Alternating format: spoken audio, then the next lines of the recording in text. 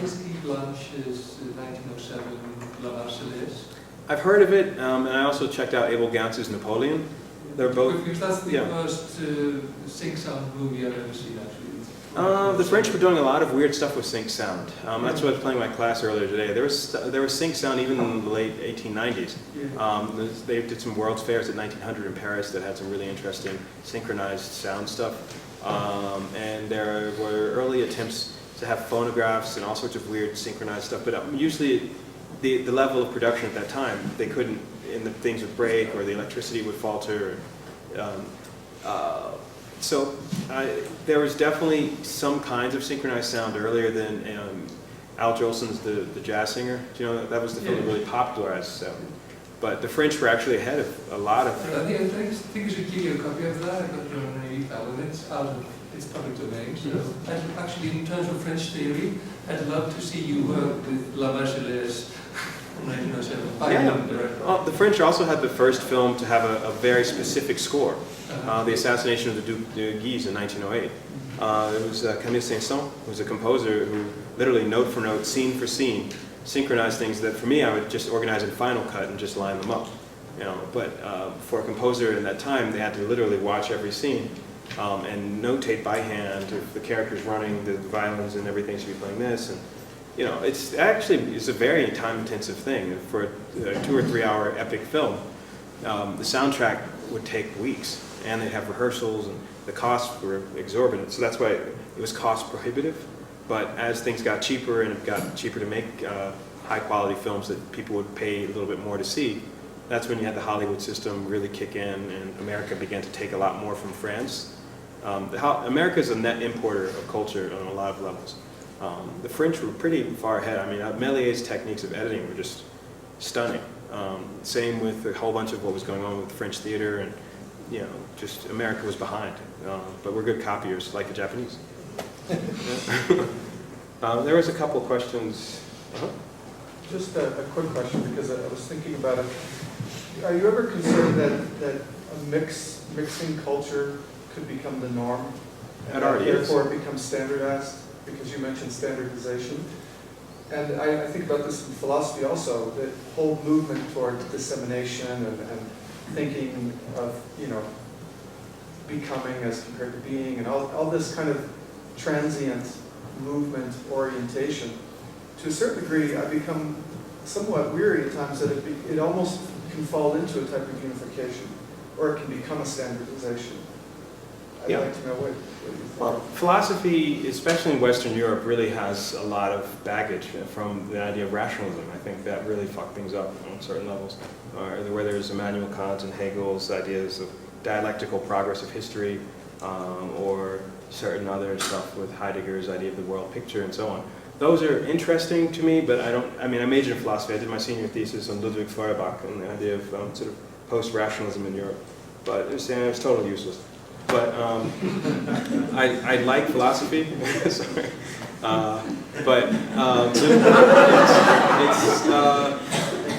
There has to be. I'm a big fan of this idea of pragmatic imagination, looking at how we live in this world. And software has actually engaged a lot of issues that I think philosophy might have come straight up to the edge and not passed over. All these issues, Deleuze could be a really interesting software engineer, or these kinds of issues of networks and so on. They lead straight, almost just directly into digital media. But that doesn't mean that they're obsolete, or that the thinkers aren't engaging in their particular milieu. But it's about the materials they had access to at the time. But his real question was, is if this kind of personal media thing does not become a cliché in itself.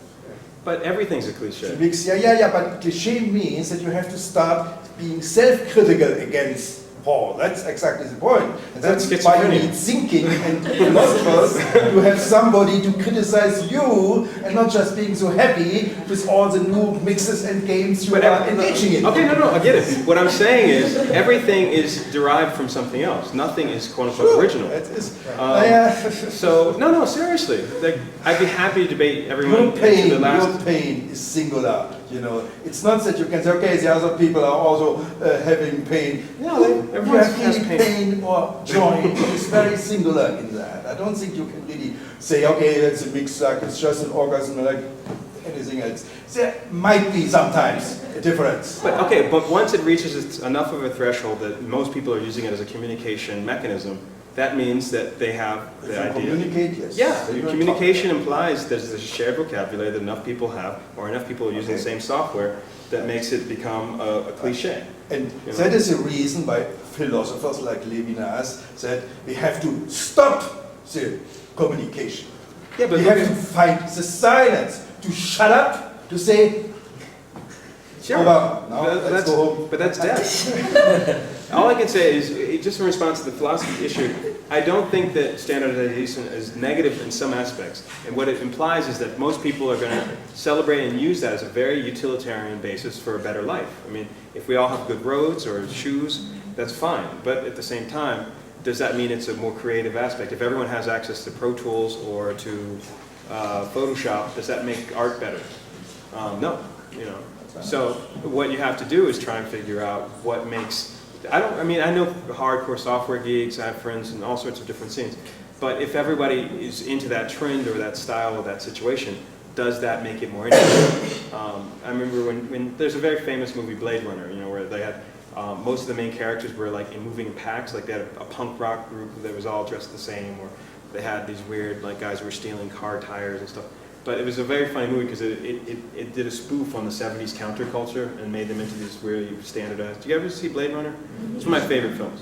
But there's a lot of people who've written philosophical takes on that film, and its idea of standardization and rebellion and all sorts of stuff.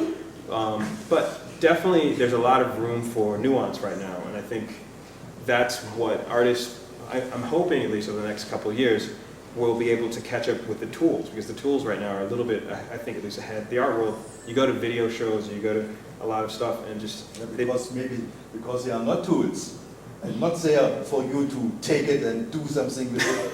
Maybe they are the expression of a different lifestyle, and you might learn to live it.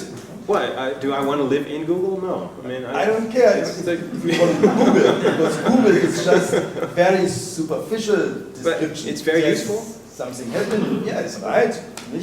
We would not exist without Google. Yeah, and Hendrik manipulating search engine rankings. Okay, but 2 more questions and then we go home. Yes, Brian.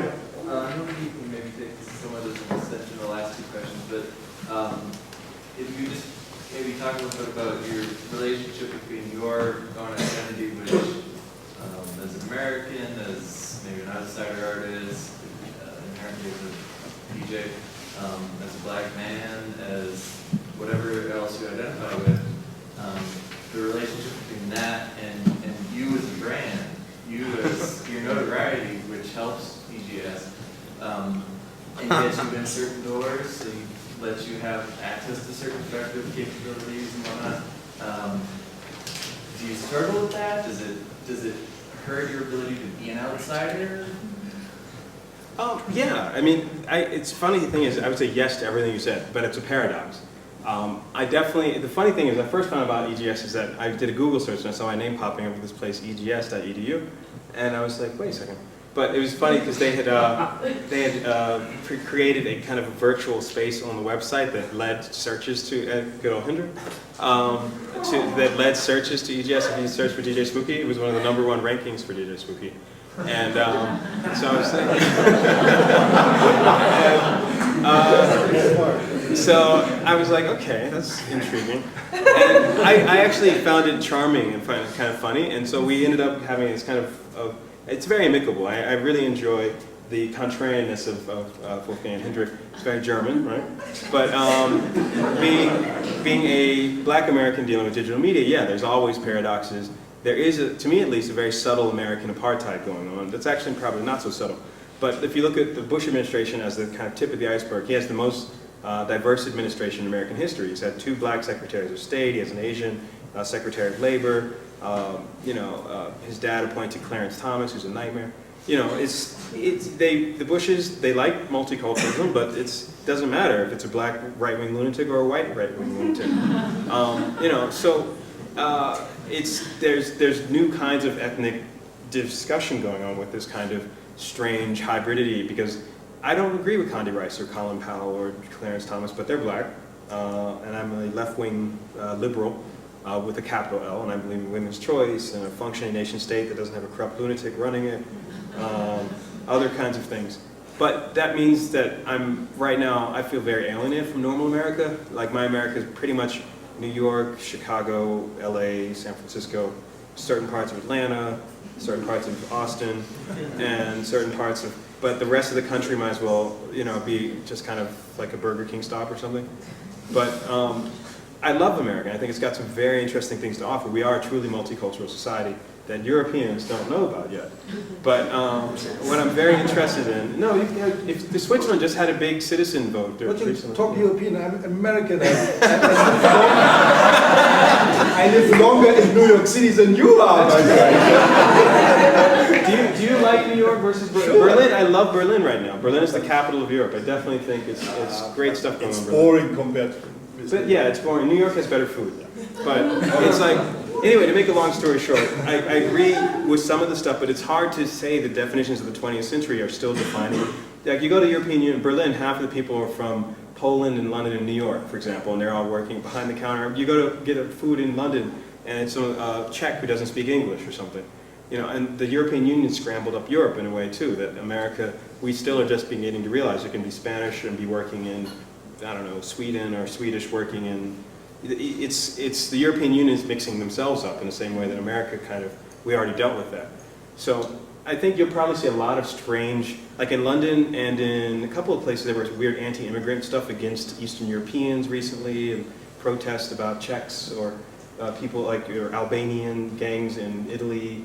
And that's inter-white racial politics, which for me as an African American, or like, when the English and Irish, I'm like, they're both white, why don't they just chill? Anyway. Okay, guys, thank you very much, Paul.